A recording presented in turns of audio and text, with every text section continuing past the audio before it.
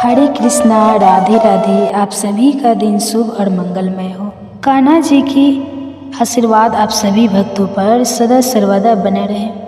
आज आप सुनेंगे मार्गशीर्ष मास महात्म के आगे का अध्याय। भगवान नारायण कहते हैं, हे नारद, एक दिन राधिका नाथ श्री कृष्ण बलराम तथा ग्वाल बालों के साथ उस ताल वन में गए जो पक्के फलों से भरा हुआ था। उन ताल वृक्षों की रक्षा गंधर्व रूपधारी एक दैत्य करता था जिसका नाम धनुक था। उसमें करोड़ों सिंह के समान बल था। वह देवताओं के दर्श का दलन करने वाला था। उसका शरीर पर्वत के समान और दोनों नेत्र कूप के तुल्य थे। उसके दांत हरीश की पात के समान और मुंह पर्वत की कंद्र के समान था। उसकी चंचल एवं भयानक जीभ 100 हाथ लंबी थी। नाभि तालाब के समान जान पड़ती थी। उसका शब्द बड़ा भयंकर होता था। ताल वन को सामने देखकर उन श्रेष्ठ ग्वाल बालों को बड़ा हर्ष हुआ। उनके मुख अरविंद पर मुस्कुराहट छा गई। वे कौतुक वश श्री कृष्ण से बोले। बालकों ने कहा, हे श्री कृष्ण, हे करुणा सिंधु, हे दीनबंधु, आप संपूर्ण जगत के पालक हैं, महाबली बलराम जी के भाई हैं तथा समस्त बलवान में श्रेष्ठ हैं। प्रभु, आधे क्षण के लिए हमारे निवेदन पर ध्यान दीजिए। भक्त वत्सल, हम आपके भक्त बालकों को बड़ी भूख लगी है। इधर सामने ही स्वादिष्ट फल और सुंदर ताल फल है, उनकी ओर देखिए। हम इन फलों को तोड़ने के लिए वृक्षों को हिलाना और नाना रंगों के फूलों तथा दुर्लभ पक्के फलों को गिराना चाहते हैं। श्री कृष्ण, यदि आप आज्ञा दें तो हम ऐसी चेष्टा कर सकते हैं, परंतु इस वन में गंधर्व रूपधारी बलवान दैत्य धनुक रहता है, जिस पर संपूर्ण देवता भी विजय नहीं पा सके। वह महान बल पराक्रम से संपन्न है। सब देवता मिलकर भी उसे रोकने में सफल नहीं हो पाते। यह राजा कंस का महान सहायक है, समस्त प्राणियों का हिंसक तथा ताल वनों का रक्षक है। जगतपति, वक्ताओं में श्रेष्ठ, आप भले भांति सोचकर हमसे कहिए, हम जो काम करना चाहते हैं वह उचित है या अनुचित, हम इसे करें या ना करें। बालकों की यह बात सुनकर भगवान मधुसूदन उनसे मधुर वाणी में सुखदायक वचन बोले।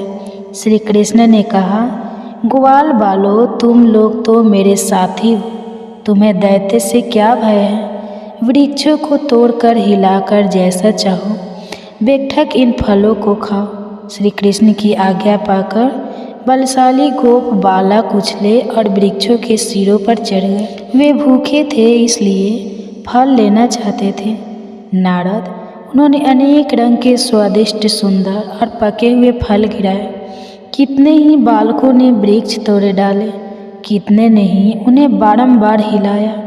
कई बालक वहाँ शोर करने लगे और कितने ही नाचने लगे। वृक्षों से उतरकर वे बलशाली बालक जब फल लेकर जाने लगे, तब उन्होंने उस गंधर्व रूपधारी महाबली महाकाय घोर दैत्य शिरोमणि धनुक को बड़े वेग से आते देखा। वह भयंकर शब्द कर रहा था। उसे देखकर सब बालक रोने लगे। उन्होंने भय के कारण फल फेंक दिए और बार बार जोर जोर से कृष्ण कृष्ण का कीर्तन आरंभ कर दिया। वे बोले, हे करुणा निधान कृष्ण, आओ हमारी रक्षा करो। हे संकर्ष, हमें बचाओ, नहीं तो इस दानव के हाथ से अब हमारे प्राण जा रहे हैं। हे कृष्ण, हरे मुरारी गोविंद दामोदर दीनबंधु, हे अनंत, रक्षा करो, हम बालक बहुत भयभीत हैं। तुम ही भक्तों के एकमात्र बंधु हो, हमारी रक्षा करो। अब बालकों को डरा हुआ देखकर भयहता भक्त वत्सल माधव बलराम जी के साथ उस स्थान पर आए जहाँ वे बालक खड़े थे और बोलने लगी, कोई भय नहीं है। यह कहकर वे शीघ्रतापूर्वक उनके पास दौड़े आए और मंद मुस्कान से युक्त प्रसन्न मुख द्वारा उन्होंने उन बालकों को अभय दान दिया। श्री कृष्ण और बलराम को देखकर बालक हर्ष से नाचने लगे। उनका भय दूर हो गया। क्यों न हो भगवान की स्मृति ही अभय दयनी तथा सब प्रकार से मंगल प्रदान करने वाली है। बालकों को निगल जाने को उद्यत हुए उस दानव को देखकर मधुसूदन श्री कृष्ण ने महाबली बलराम को संबोधित करके कहा। श्री कृष्ण बोले, भैया यह दानव राजा बलि का बलवान पुत्र है। इसका नाम साहसिक है। पूर्व काल में दुर्वासा ने इसे श्राप दिया था। उस ब्रह्मा श्राप से ही यह गधा हुआ है। यह बड़ा पापी तथा महान बल पराक्रम से संपन्न है, अतः मेरे ही हाथ से वध के योग्य है। मैं इसका वध करूँगा। तुम बालकों की रक्षा करो। सब बालकों को लेकर दूर चले जाओ। तब बलराम उन बालकों को लेकर श्री कृष्ण की आज्ञा के अनुसार शीघ्र ही दूर चले गए। इधर इस महाबली एवं महापराक्रमी दानव राज ने श्री कृष्ण पर दृष्टि पड़ते ही उन्हें रोषपूर्वक अनायास ही निगल लिया। श्री कृष्ण प्रज्वलित अग्नि शिखा के समान थे।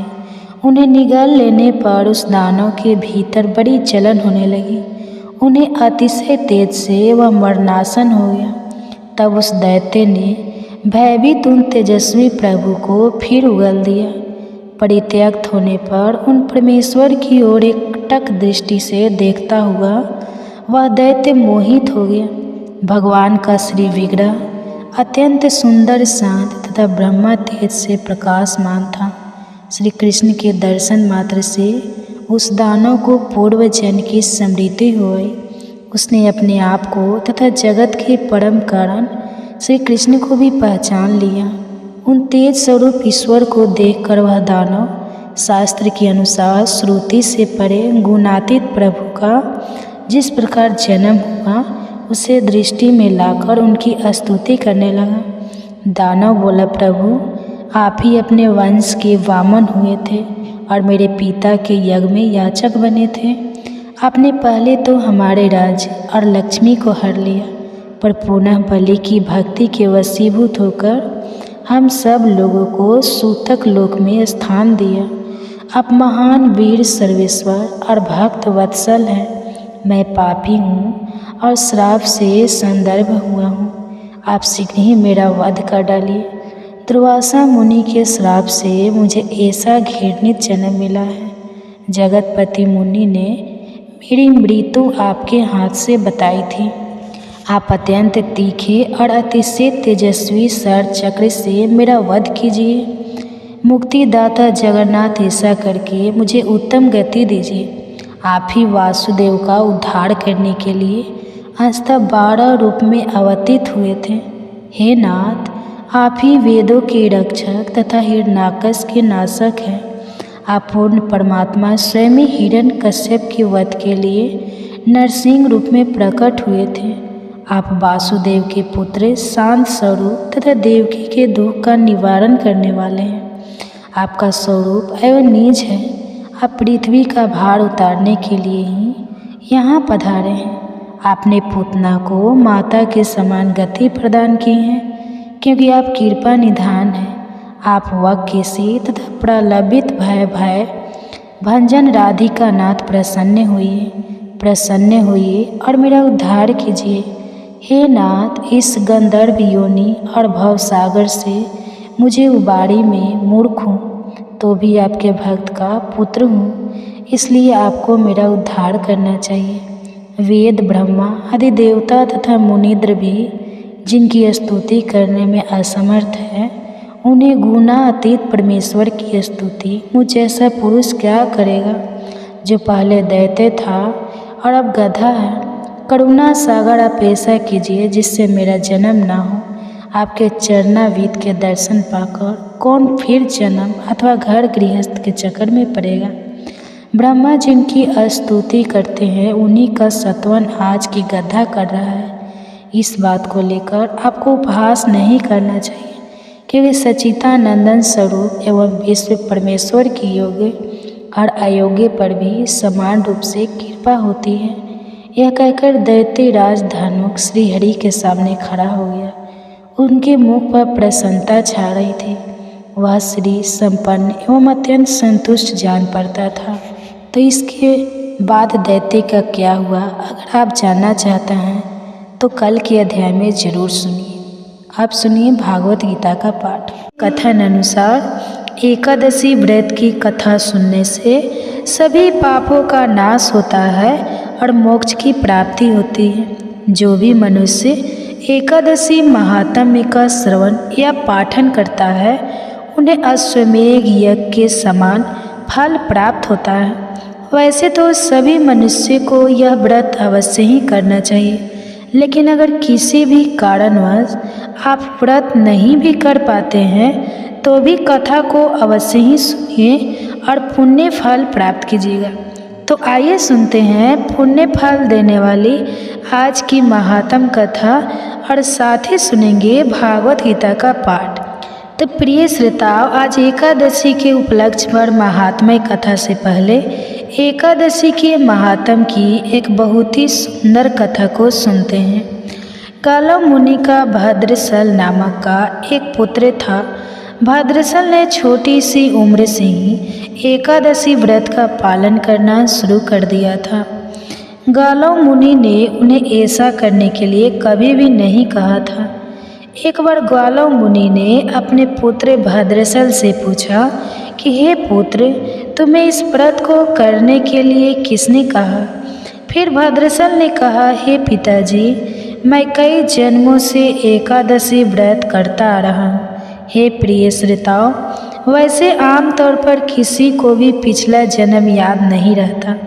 जब तक आप माँ के गर्भ में होंगे तब तक आपको अपने पिछले जन्म की यादें रंगी रहेगी। जन्म से ठीक पहले ये यादें मिट जाती हैं, लेकिन भद्रसल को अपने पिछले जन्म की याद उस समय भी थी। यह एकादशी व्रत की शक्ति ही थी जिसका वे पालन करते थे। वे एक पूर्व जन्म में धर्मकृति नामक राजा थे। धर्मकृति बड़ा ही क्रूर था, उसे कोई पसंद नहीं करता था।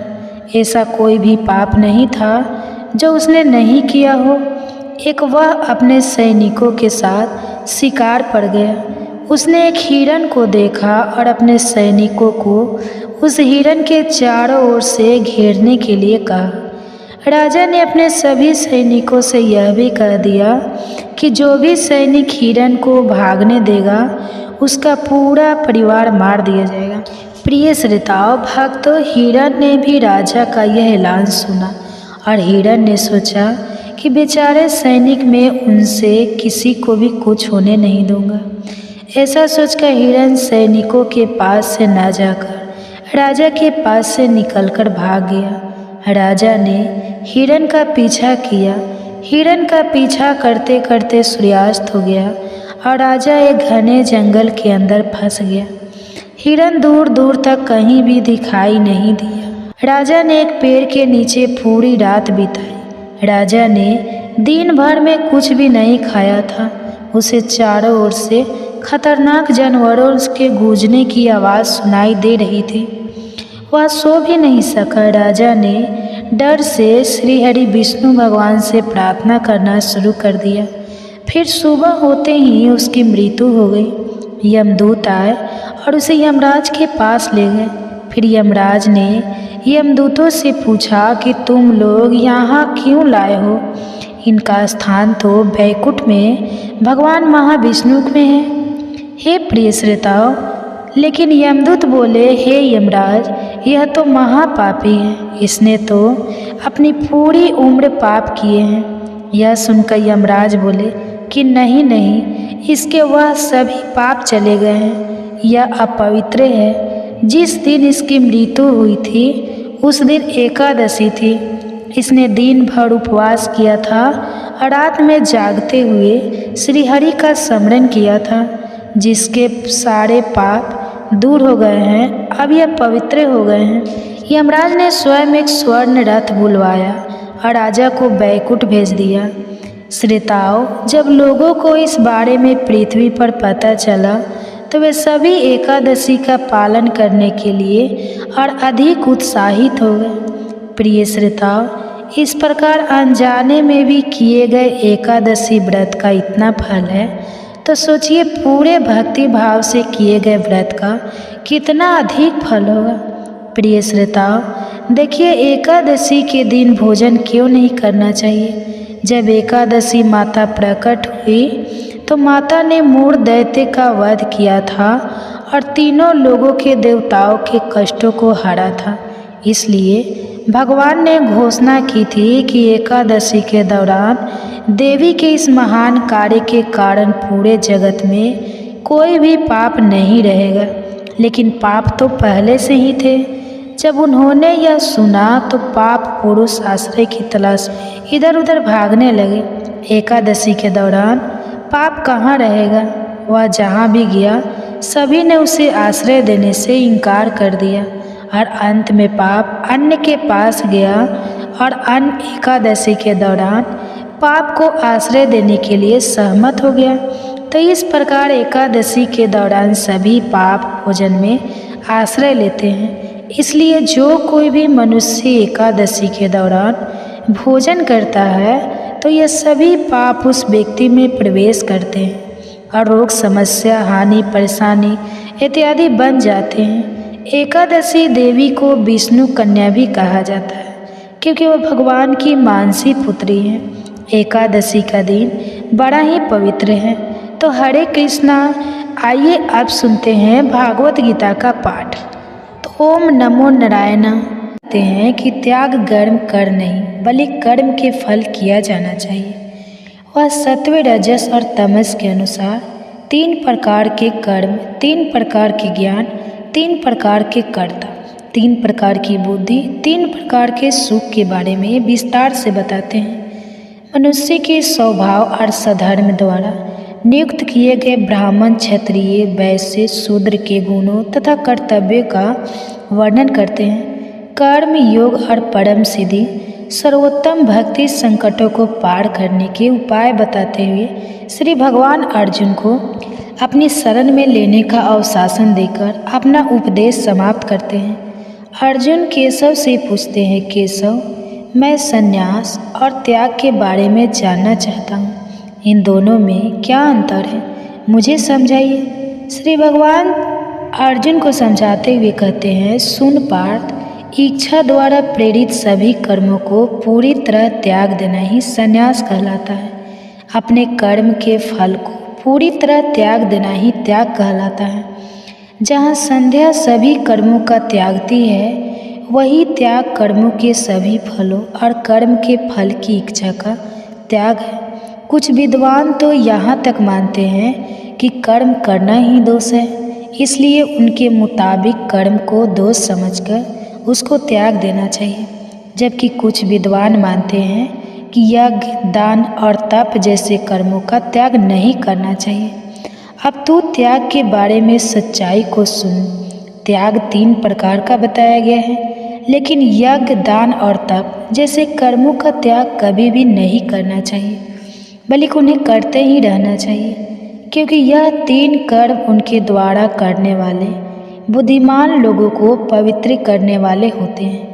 लेकिन इन कर्मों को भी इनके प्रति इच्छा लगा और कर्मों के फल की इच्छा के बिना ही करते रहना चाहिए। यह मेरा सुनिश्चित और अंतिम फैसला है। इसी भी करने विक्रम का त्याग बिल्कुल भी उचित नहीं है। अपना नियम, कर्तव्य और धर्म कभी भी त्यागना नहीं चाहिए। अज्ञान के कारण किया गया कर्म का ऐसा त्याग तामसिक कहलाता है। जो व्यक्ति अपने नियत, कर्तव्य और कर्म का त्याग इसलिए करता है कि इसे करने में उसे कष्ट महसूस होता है या इसे उन्हें करने से शारीरिक कमजोरी होती है, वह राजसिक त्याग कहलाता है और उसे उस त्यौहार कोई भी लाभ और फल नहीं मिलता। लेकिन जो व्यक्ति अपने नियम, कर्म और कर्तव्य को अपना घर मानकर उसे करता रहता है और उसके प्रति पूरी शक्ति और फल को भी त्याग देता है, उसका त्याग सात्विक माना जाता है। वह बुद्धिमान व्यक्ति जो वह त्याग करता है जिससे सारे चंद्र समाप्त हो गए हैं और जिसका स्वभाव सात्विक है, ऐसा व्यक्ति सदैव सद्गुण में स्थित रहता है। उसे ना तो बुरे कर्म में कोई घटना होती है और ना ही अच्छे कर्म से कोई लगाव होता है। किसी भी देहधारी प्राणी के लिए कर्म का पूरा त्याग कर देना असंभव है, नामुमकिन है। लेकिन जो कर्म के फल को त्याग देता है वह अपने वही त्यागी फैलाता है।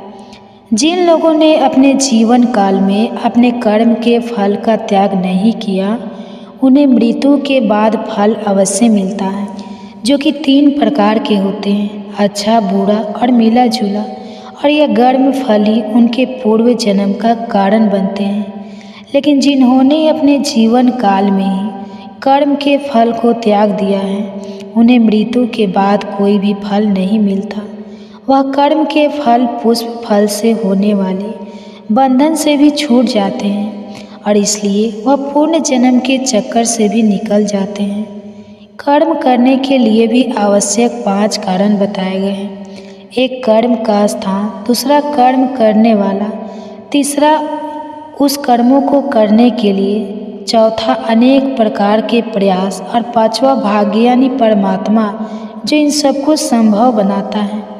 मनुष्य अपने शरीर, मन, अपनी वाणी द्वारा जो भी कोई उचित या अनुचित कर्म करता है वह उन 5 कारणों, इन 5 तत्वों की वजह से ही होते हैं। लेकिन जो मनुष्य अपने मंद बुद्धि, अपने अहंकार और अपने अगाध में कारण यह मान लेता है कि मैं अकेला ही करने वाला हूँ, वही अज्ञानी है और वह इसके सही स्वरूप को नहीं देख पा रहा।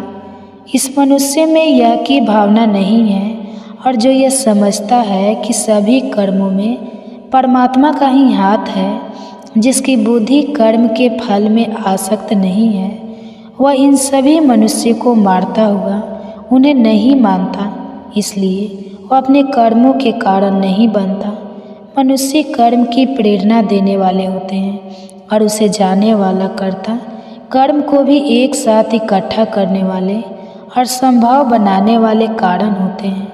और कर्ता ज्ञान, कर्म और कर्ता के प्रति रजस और तमस के अनुसार 3 भेद होते हैं, जिससे मनुष्य सभी अलग अलग प्रकार की वस्तुओं और प्राणियों में ही नष्ट होने वाली सत्ता है, जिसमें वह सब प्राणियों में और सारी में समान रूप में एक जैसा ही है। राशि ज्ञान है जिससे मनुष्य विभिन्न प्रांतों में उनके अलग अलग देखने के कारण उन्हें अलग अलग देखता है। वह ईश्वर की कभी नष्ट होने वाली सत्ता को प्राणियों और वस्तुओं में विभाजित रूप में बटा हुआ देखता है, जिससे वह प्राणी प्राणी में भेदभाव करता है। और तामसी ज्ञान वह ज्ञान है जिसे मनुष्य सत्य को समझ नहीं पाता। विक्रम बेहतर है जो नियत है, जो शास्त्रों में दिया गया है और जिसे बिना लिप्त हुए राग द्वेष को मिटाकर और फल की इच्छा रखे बिना किया जाता है। राशि, क्रम और कर्म के जो फल की इच्छा रखते हुए बड़ी मेहनत से या जो अहंकार की भावना से किया जाता है, और तामसिक कर्म और कर्म है इसे अज्ञान के कारण हानि या हिंसा के विचार किए बिना किया जाता है। सात्विक कर्ता वह कर्ता है जिसमें अहंकार बिल्कुल भी नहीं है, इसमें कोई शक्ति या लगाव नहीं है, उसमें उत्साह और धैर्य बना हुआ है और जो सफलता और विफलता में एक जैसा ही रहता है, उनमें विचलित नहीं होता। राशि कर्ता वह करता है जुआ से प्रेरित होता है, जो अपने कर्मों का फल पाने के लिए हमेशा बेचैन रहता है। जो लोग भी हैं इसके प्रभाव में हिंसा है, जो अपवित्र है और जो आनंद और सुख के कारण वितरित हो जाता है। और तामसिक कर्ता वह करता है जो असंतुलित है, जो बहुत इकबालदी है, जो कपटी और हठी है, जो दूसरों का अपमान करने वाला है, जो प्रवेश करता है और जो काम को टालता रहता है। वह गुणों के अनुसार बुद्धि और धैर्य के भी 3 बीज सोने, जिन्हें मैं तुझे पूरी तरह विस्तार से बताता हूँ। सात्विक बुद्धि पहुँचती है जो कर्म और अकर्म करने योग्य और न करने योग्य कर्मों के भूत को समझाती है और इस बात को भी समझती है कि किससे डरना चाहिए और किससे नहीं डरना चाहिए, क्या वस्तु मुक्त करती है और कौन सी वस्तु बंधन में डालती है। राशि बुद्धि और बुद्धि है जो धर्म और अधर्म करने योग्य न करने योग्य इन सब बातों को अधूरे ढंग से समझाती है। और तांत्रिक भूत की वह बुद्धि है जो अज्ञान और अंधकार में डूबी रहती है। ऐसी बुद्धि धर्म को तो अधर्म और अधर्म को धर्म समझती है और वह सदा विपरीत दिशा में ही केंद्रित रहती है और उल्टी दिशा में ही चलती है। दृष्टि और मानसिक दृढ़ निश्चय अर्थात धारण करने की शक्ति को कहते हैं। सात्विक वृत्ति व दृढ़ निश्चय जो अविचल है, जो दृढ़ होता है और जिससे मनुष्य जीवन देने वाला स्वादिष्ट और अपने सभी मित्रों की गतिविधियों को केंद्रित और अपने वश में रखता है। राशि दृढ़ वह दृढ़ निश्चय है जिसे मनुष्य अपने धर्म और परिणाम स्वरूप फलों की इच्छा रखते हुए उन्हें दृढ़ता से चिपका रहता है और में लेपट और फंसा रहता है। और तांत्रिक विधि वह दृढ़ निश्चय है जिससे कोई दुखी व्यक्ति निद्रा, भय, अशोक, निषाद और अभिमान को नहीं छोड़ता और इन सबसे चिपका रहता है। प्रात प्रतिमक प्रकार के सुखों के विषय में भी सुने। 7 भिक्षुक वह सुख है जो आत्मा को समझ लेने से होता है। इनमें मनुष्य लंबे समय तक सुख का अनुभव करता है। सात्विक की शुरू में तो विशेष अच्छा होता है लेकिन अंत में अमृत जैसा हो जाता है। राख वह सुख है जो इंद्रियों के विषयों के सुयोग से उन्हें भोगता रहता है, उन्हें भोगने से होता है। ऐसा सुख शुरू में तो अमृत लगता है लेकिन अंत में विशाल हो जाता है। और तामसिक सुख तो वह सुख है जो आरंभ और अंत दोनों में ही आत्मा को भ्रम में डाले रखता है। यह अनिद्रा, आलस से, अज्ञान से उत्पन्न होता है। तीनों लोकों में स्वर्ग के देवताओं समेत कोई भी ऐसा प्राणी है जिसमें यह तीनों गुण ना हो। प्रकृति से उत्पन्न इन तीनों गुणों से युक्त ब्राह्मण, क्षत्रिय, वैश्य और अधर्म के गुण और कर्म भी उससे स्वभाव से उत्पन्न गुण अलग अलग प्रकार में विभाजित किए गए हैं।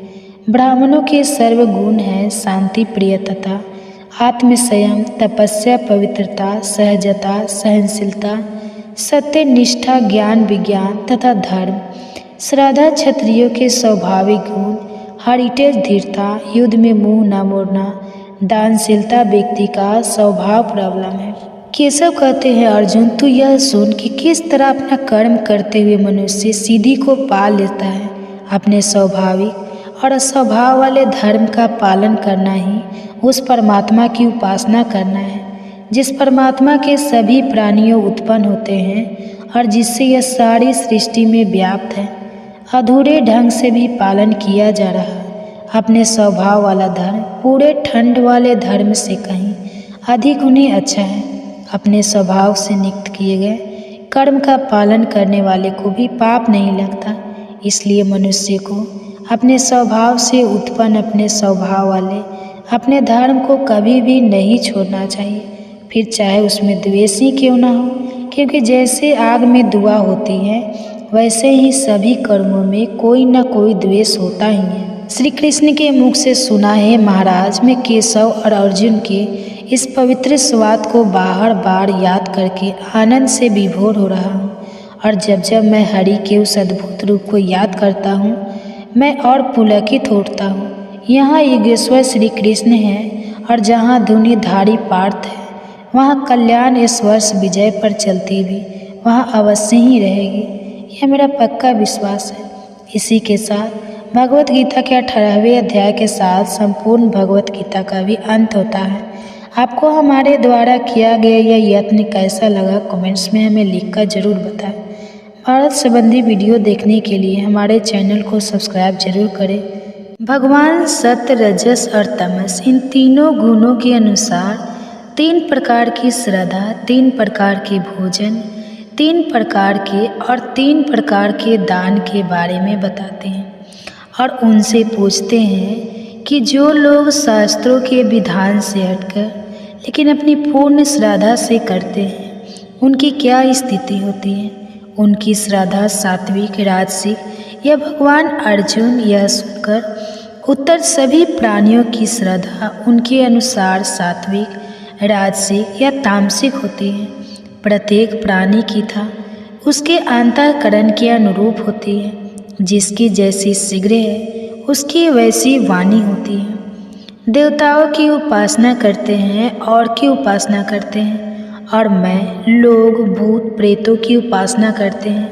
जो लोग पसंद होते हैं, जो है सुख और काम वासना से भरे होते हैं और जो किसी वस्तु के लालसा से प्रेषित होकर ऐसा कठोर तप करते हैं जो शास्त्रों द्वारा अनुमोदित है, ऐसे लोग अपनी मूर्खता के कारण अपने शरीर में स्थित तत्वों के समूह को और साथ ही शरीर में निवास करने वाले मुझ परमात्मा को भी सकते हैं। ऐसे लोगों को तो आसुरी स्वभाव वाला समय, प्रत्येक व्यक्ति का आहार भी इन 3 गुणों सत्व, रजस और तमस 3 प्रकार का ही होता है। ऐसा ही यज्ञ, तप और दान भी 3 प्रकार के होते हैं, जो भोजन जीवन, प्राण, शांति, शक्ति, स्वास्थ्य, आनंद और उल्लास को बढ़ाते हैं। ऐसे भोजन सात्विक होते हैं और वह सात्विक लोगों को ही प्रिय होते हैं। जो भोजन कड़वे, खट्टे, तीखे, नमकीन, बहुत गर्म, चटपटे, रूखे और जलन पैदा करने वाले होते हैं, जो दुख, शोक और रोग उत्पन्न करते हैं, ऐसे भोजन नास्तिक होते हैं और वह राशि के लोगों को प्रिय होते हैं। जो भोजन अपाच्य हो, जो बिगड़ गया हो, जो सड़ गया हो और जो बादशाह हो, ऐसे भोजन अधिक होते हैं और ऐसे भोजन ही तामसिक लोगों को प्रिय होते हैं। अब तू यज्ञ, तप और दान के विषय के बारे में सुन। पार्थ, जो यज्ञ शास्त्रों के नियमों के अनुसार है, जो फल की इच्छा ना रखने वाले लोगों द्वारा इस विश्वास के किए जाते कि अगर ना उनका नियम कर्तव्य है, ऐसे यज्ञ सात्विक होते हैं। जो यज्ञ किसी फल की आशा से या केवल दिखावे के लिए किए जाते हैं, वे यज्ञ होते हैं। और जो यज्ञ कि बिना श्रद्धा के, बिना नियमों के किए जाते हैं, जिसमें मंत्र नहीं पढ़े गए, जिसमें प्रसाद नहीं बांटा गया और जिसमें दक्षिणा अभी नहीं दी गई, ऐसे यज्ञ तामसिक होते हैं। देवताओं की उपासनाओं, गुरुजनों, ब्राह्मणों और ज्ञानियों का आदर्श, अधिकार, पवित्रता, सरलता, ब्रह्मचार्य और अहिंसा यह शरीर के तप कहलाते हैं। मन की संतुष्टि, सौम्यता, मोहन, सुबास की शुद्धि, आत्मसंयम और मन पर नियंत्रण यह मानसिक तप कहलाते हैं। ऐसे शब्द बोलना जो सत्य प्रिय और हितकार हो और ऐसा शब्द ना बोलना जो दूसरे को दुख ना पहुँचाए, उन्हें बुरा लगे। नियमित रूप से वेद शास्त्रों का पाठ या वाणी का तप कहलाता है। यदि यह तीनों शरीर, मन और वाणी का तप संतुलन मन वाले व्यक्ति द्वारा फल की इच्छा रखे बिना पूरी श्रद्धा से किया जाए तो यह सात्विक तप कहलाते हैं। यदि तप सत्कार, सम्मान और प्रतिष्ठा पाने के लिए, दिखावे के लिए किए जाते हैं तो वह राजसिक तप कहलाते हैं, जो कि अस्थिर और अस्थायी होते हैं। और यदि आप मूर्खतापूर्ण, दूर आग्रह के साथ अपने आप को कष्ट देकर या दूसरे को हानि पहुंचाने के इरादे से किए जाते हैं, वह तामसिक तप कहलाते हैं। जो दान इसी प्रतिफल की आशा से या विषय में कोई लाभ मिलने की आशा से दिए जाते हैं और जिस दान को देने में कष्ट और क्लेश होते हैं, ऐसे दान राशि दान कहलाते हैं। और जो दान अयोग्य व्यक्ति को दिया जाता है, जो अनुचित स्थान पर, अनुचित समय पर, जो बिना उचित ध्यान के या जो तिरस्कार की भावना से दिए जाते हैं, ऐसा दान तामसिक दान कहलाता है। ओम तत्पस्य के शब्द ब्रह्मा के प्रतीक माने जाते हैं। आधुनिक काल से ही इनके द्वारा ब्राह्मण में यज्ञों का विधान किया गया है। इसलिए ब्रह्मावादी लोगों द्वारा शास्त्रों में बताए गए यज्ञ, तप और दान की क्रियाएं हमेशा ओम शब्द का उच्चारण करके विधि अनुसार आरंभ की जाती है। प्रतिफल की इच्छा रखे बिना मोक्ष की इच्छा रखने वाले लोगों द्वारा यज्ञ, तप और दान की विभिन्न क्रियाएं तत्व शब्द का उच्चारण करके ही संपन्न की जाती है। शब्द का प्रयोग सच्चाई, सद्भाव और अच्छाई के अर्थ में तथा प्रामाणिकता, उत्तम कार्यों के लिए भी प्रयोग किया गया है। यज्ञ, तप और दान में दृढ़ता से और मजबूती से स्थित रहना भी शक कहलाता है। इस प्रकार इन सभी प्रियजनों से तथा परमात्मा के लिए किया गया कोई भी काम न कहलाता है। बिना श्रद्धा के किया गया कोई भी व्यक्ति, बिना श्रद्धा के किया गया कोई भी ताप और बिना श्रद्धा से किया गया कोई भी कर्म और बिना श्रद्धा से किया गया कोई भी धन, यह सब असत्य कहलाता है। और असत्य का ना तो इस जीवन में, ना अपने और ना ही परलोक में कोई भी लाभ मिलता है। इसी के साथ भगवत गीता का 17वां अध्याय समाप्त होता है। बाकी के अध्याय भी आपको जल्दी चैनल पर देखने को मिलेंगे। इसके लिए चैनल सब्सक्राइब जरूर करें ताकि अगले अध्याय आपसे कभी भी मिस ना हो। और यदि आप काफ़ी समय बाद या आप देख रहे हैं कि आप हमारे चैनल की भगवत गीता प्लेलिस्ट में और मिल जाएगा, तो कमेंट्स में आपको हमारे द्वारा किया गया यह यत्न कैसा लगा जरूर बताएं। इस 16वें अध्याय में भगवान श्री और देव यह सब लोगों का वर्णन करते हैं और उनके अपने अपने परिणामों का भी वर्णन करते हैं। नरक के 3 द्वार, इच्छा, क्रोध और लोगों के बारे में बताते हैं और साथ ही कर्तव्य और कर्म के लिए शास्त्रों की प्रामाणिकता को मानना, इन सब के बारे में विस्तार से बताते हैं। भगवान कहते हैं, सुन पार्थ, इस संसार में 2 प्रकार के जीव उत्पन्न होते हैं। पहले देव स्वभाव वाले और दूसरे असुरी स्वभाव वाले। देव यह सब लोगों को इस प्रकार है: निर्भयता, मन की शुद्धता, ज्ञान और योग का संतुलित पालन, आत्म संयम, शास्त्रों का अध्ययन, यज्ञ करना, ईमानदारी, अहिंसा, असत्य और क्रोध का ना होना, त्याग, शांति और दूसरों में दोष ना ढूंढना, लोगों का ना होना, मिठास, कोमलता, राजा, समा, तेज और धैर्य का होना तथा द्वेष, ईर्ष्या और अभिमान, इन दोनों का ही ना होना। दूसरी ओर असुरी स्वभाव के लोगों में दिखाओ, झालामन, बहुत अधिक अभिमान, कठोरता, ज्ञान और प्रखंड विशेष रूप से होते हैं। देव स्वभाव वाले गुण मोक्ष दिलाने वाले होते हैं, जबकि असुरी स्वभाव वाले बंधन में डालने वाले होते हैं। लेकिन तेरे पास यह सब सुनकर दुखी होने की कोई ज़रूरत नहीं है, क्योंकि तू देव स्वभाव लेकर जन्म है। लेकिन पार्थ, असुरी स्वभाव वाले लोग ना तो कर्म के मार्ग को जानते हैं और ना ही वह त्याग कर मार्ग को जानते हैं, और मैं ना ही पवित्र सा पाए जाते हैं, ना ही सदाचार और ना ही उनमें सत्य पाया जाता है। वह मानते हैं कि यह संसार मिथ्या है, इसका कोई आधार नहीं है। वह यह कहते हैं कि संसार किसी नियमित कारण के लिए नहीं बना, बल्कि केवल काम इच्छा से ही बना है। इस दृष्टिकोण को मजबूत इसे अपनाकर यह थोड़े ज्ञान वाले और बुद्धिहीन लोग ऐसे क्रूर कर्म करने के लिए हमेशा तैयार रहते हैं, जिससे कि संसार को क्षति पहुँचती है और इसलिए यह विनाश का कारण भी बनते हैं।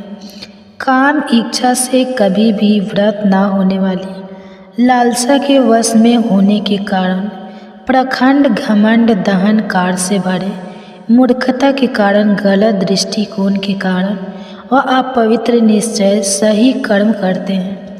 वह ऐसी अनगिनत चिंताओं से दबे रहते हैं जोड़कर मृत्यु के साथ ही समाप्त होगी। वह अपनी इच्छाओं की तृप्ति को ही सबसे ऊंचा लक्ष्य मानते हैं और साथ में यह भी समझते हैं कि यही सब कुछ है और इसके सिवाय और कुछ नहीं है। सैकड़ों लालसाओं के जाल में बदले हुए वासना और क्रोध के वश में होकर वह अपनी इच्छाओं की तृप्ति के लिए गलत तरीके से खूब सारी धन संपत्ति अर्पित करने में लगे रहते हैं। आसुरी प्रकृति का प्राणी यह समझता है कि आज मैंने यह प्राप्त कर लिया है और दूसरी इच्छा को भी मैं आज ही प्राप्त कर लूँगा और भविष्य में और भी धन संपत्ति मेरी हो जाएगी। इस शत्रु को तो मैंने आज मार डाला है और दूसरी शत्रु को भी मार डालूँगा। मैं ही ईश्वर हूँ और मैं आनंद लेने वाला हूँ, नहीं बलवान हूँ, मैं सुखी हूँ, मैं धनवान और ऊंच कुल में जन्मा हूँ, मेरे बराबर का और कोई नहीं है। मैं यज्ञ करूँगा, मैं आनंद मना लूँगा। अज्ञान के कारण वह ग्रस्त होकर ऐसी बातें करते हैं। अपनी इसी सोच और विचारों के कारण भ्रम और मूर्खता के जाल में फंसे होकर और अपनी इच्छाओं की तृप्ति से लगाव के कारण वहाँ पवित्र नदी में गिरते हैं। वह केवल नाम के लिए ही जगह करते हैं। अहंकार, अभिमान, काम और क्रोध के वश में होकर यह देखिए, लोग अपने तथा अन्य लोगों के शरीर में निवास करने वाले मुझे ईश्वर से भी ग्रहण करते हैं। इन करोड़ व्यवसाय करने वाले को मैं हमेशा जन्म मृत्यु के चक्कर में आसुरी योनियों में ही भेजता रहता हूँ। आज योनियों में पड़े होने के कारण यह मूर्ख प्राणी जन्मांतरों में कभी भी मुझसे प्राप्त नहीं कर पाते, बल्कि यह नीचे नरक की ओर ही गिरते हैं। आत्मा को विनाश की ओर ले जाने वाले इस नरक के 3 द्वार हैं: इच्छा, क्रोध, लोभ। इसलिए मनुष्य को इन तीनों को त्याग देना चाहिए, जो कि अंधकार की ओर ले जाने वाले नरक के इन 3 द्वारों से मुक्त हो जाते हैं। वह उन कर्मों को ही करते हैं जो आत्मा के लिए कल्याणकारी हैं। उनसे उसे परम गति मिल जाती है। लेकिन जो व्यक्ति शास्त्रों के नियमों को छोड़ देता है और अपनी इच्छाओं के अनुसार ही कर्म करता रहता है, उस चितौर सीधी मिलती है, ना ही सुख मिलता है और न ही उसे परम गति मिलती है। इसलिए पार्थ, क्या करना चाहिए और क्या नहीं करना चाहिए, यह तय करने के लिए तो शास्त्रों को ही परिणाम को मान और शास्त्रों में बताए गए नियमों के अनुसार है तुझे अपना कर्म और कर्तव्य करते रहना चाहिए। 7 भागवत गीता का 16वां अध्याय समाप्त होता है। बाकी के अध्याय भी आपको जल्दी चैनल पर देखने को मिलेंगे। इसके लिए चैनल को सब्सक्राइब जरूर करें ताकि अगले अध्याय आपसे कभी भी मिस ना हो। और यदि आप काफ़ी समय बाद ये वीडियो देख रहे हैं तो बाकी के अध्याय आपको हमारे चैनल के भागवत गीता प्लेलिस्ट में मिल जाएंगे। और कमेंट्स में आपको हमारे द्वारा किया गया यह यत्न कैसा लगा, यह जरूर बताएं। श्री भगवान मानव जीवन का वर्णन एक पीपल के पेड़ के रूप में करते हैं। भगवान जी और ईश्वर का वर्णन करते हैं और इस संसार का जीवन है वह परम पूज्य उत्तम है, यह सब विस्तार से बताते हैं। भगवान कहते हैं मानव जीवन कभी भी नष्ट होने वाले पीपल के वृक्ष की तरह ही इस वृक्ष की जड़ से ऊपर की ओर इसके नीचे की ओर है और इसके पत्ते की वैध और अवैध रूप से लेता है। जीवन के रहस्य को जान लेता है। इस पेड़ के ऊपर और नीचे दोनों ओर फैली हुई है और प्रकृति के तीनों गुणों द्वारा प्रोशोषित होती है। इंद्रियों के विषय इस पेड़ की जड़ में फैली हुई है। यह जो मनुष्य को संसार में मजबूती से बांधे रखती है, इसके कारण उसे बार बार जन्म लेना पड़ता है। पेड़ रूपी का असली यह मनुष्य लोक में नहीं दिखाई देता, ना ही इसका आदि, न इसका अंत और ना ही इसका आधार यहाँ दिखाई देता है। जन्म मरण के चक्कर से मुक्ति के लिए इस वक्त की जड़ों वाले जीवन के पेड़ को जड़ से ही काटना होगा। इस पेड़ को वैराग्य रूपी मजबूत कुल्हाड़ी से जड़ से काटकर उस शाश्वत मार्ग की खोज करनी है, तो जीवन मरण के चक्कर से मुक्ति की ओर ले जाता है और जिस पर चलकर मनुष्य को फिर संसार में वापस नहीं लौटना होता है। मनुष्य को उस विश्व आत्मा, उस परमात्मा में शरण लेनी चाहिए जो कि इस सारी सृष्टि का मूल अधिकार है। जिन लोगों ने अभिमान और मुहूर्त जीत लिया है उन्होंने इन दोनों से छुटकारा पा लिया है। इन्होंने शक्तियों जैसे दोस्तों भी जीत लिया है जो हमेशा अपनी आत्मा में ही निवास करते हैं। जिन्होंने सुख दुख आदि द्वंद्वों ने दुविधाओं को समझकर इनसे मुक्ति पा ली है और दिन की इच्छाएं भी खत्म हो चुकी है, वह उस सनातन पद तक पहुँच जाते हैं। यश सूर्य, चंद्रमा और अग्नि के प्रकाश से भी अधिक तेज है और में पहुंचकर जीव को फिर कभी संसार में वापस नहीं लौटना होता। वही मेरा परम धाम है। मुझे अविनाशी का एक छोटा सा ही अंश भी बनना रहता है और जीव बनकर वह जीवन के संसार में पांचों इंद्रियों और उनके साथ मन को अपनी ओर खींच लेता है। जब ईश्वर शरीर धारण करता है और जब यह शरीर को छोड़ता है तब वह शरीर की उन इंद्रियों को और मन को अपने साथ वैसे ही ले जाता है जैसे सुगंधों को हवा अपने साथ चुरा तक ले जाती है। वह पांच ज्ञान इंद्रियां कान, आँख, नेतृत्व, त्वचा तथा जीव